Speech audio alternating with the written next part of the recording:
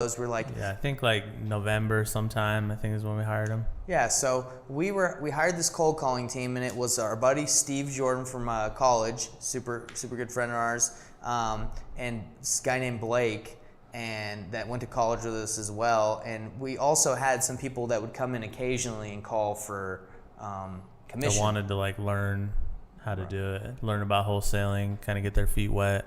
Yeah, and we had gotten a couple deals from cold calling, so we were like, let's scale this out. Let's get some more cold callers. Yeah. And we got them all in the Mojo Dialer. We had them meet at the broker's office we were working at, and they'd call for 4 hours a day. And it was brutal for these guys. Like, they couldn't handle it. They were calling, and they were getting yelled at, and it was, you know, it was hard for them. But they did it. We paid them $15 an hour. Yeah, I don't know how we afforded that. We were generous because we believed that it was like, hey, the better quality of callers, like the more deals, better deals we'll get, right? And just a tip, guys, don't ever pay anybody $15 an hour to cold call. No. It's a simple numbers game. It doesn't really matter. They can be from, we've tried many cold callings. We've tried Filipinos, Egyptians, Mexicans. U.S. people.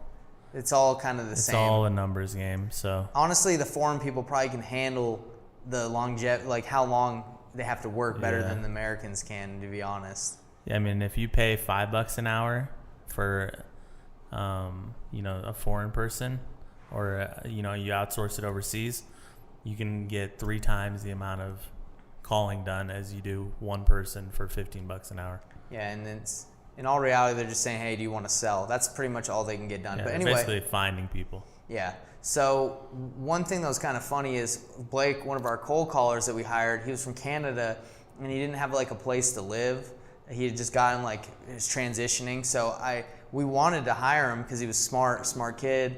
So I went to my wife and I was like, hey babe, like Blake needs a place to live. Can he live in our house? He's going to cold call for me. And he's going to pay a little bit of rent, but I'm paying him anyway. So it's like guaranteed rent.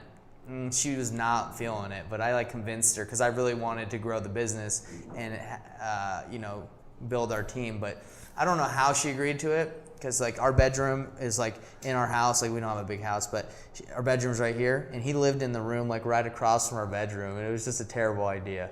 Shared the fridge, shared everything, right? No, I gave him a separate fridge in the garage. It was like one of those mini fridges. Oh, gotcha. But he would always put his stuff in my fridge. I'd be like, bro, I got you your own fridge. Don't put your stuff in our fridge. He's like, oh, sorry. And it's like, no, he knew what he was doing. He trying to walk out to the garage to get his eggs. So that was a pretty funny experience. We had him. So the reason why I bring up the cold calling team is things kind of died down after, we did the barber deal. We didn't get a lot of deals after that. For Christmas, we took a break for Christmas. Took a break from full Christmas. 2-week break. Right. And after that, we went like 2 or 3 months. We had Mo in January. Oh my gosh, dude. I forgot So we'll about get into Mo. Mo probably a little later.